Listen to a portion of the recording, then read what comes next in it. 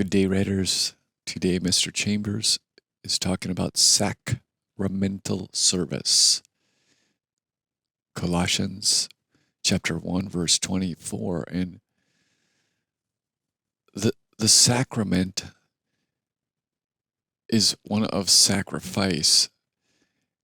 And as Paul is talking about in this verse, that he's filling up his flesh with the lacking in the afflictions of Christ, that he is bringing himself into an identity through affliction to be in the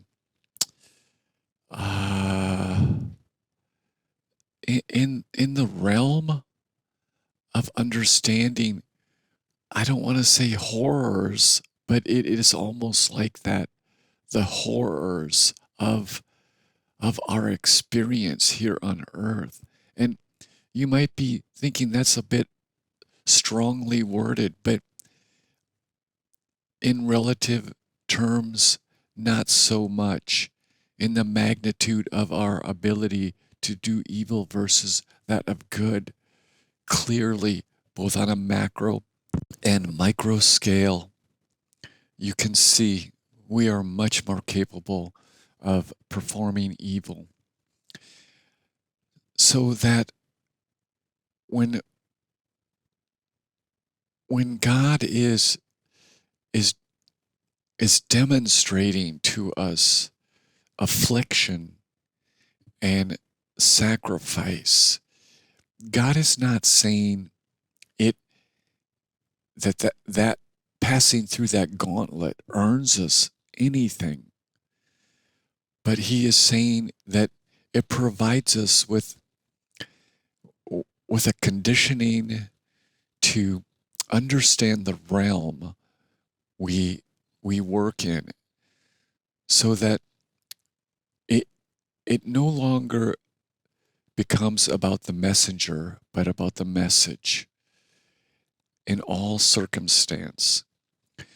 So if you think that you're below speaking the message because you compare yourself with others that have the silver spoon in their mouth, don't do that.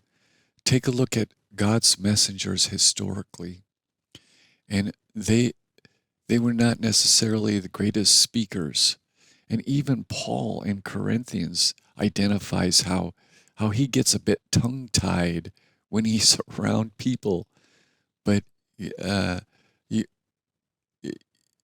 can read his words and just not quite understand that Paul could be tongue-tied around people, but he does. And I guess the point I'm getting to is don't doubt your ability in Christ, and don't discount the authority that you have in Christ. And that authority is not something that you flex. It is something that you hang on to. So today's exercise is to discount any sort of comparative idea that what you're doing as a worker for Christ is not amounting to anything. It is.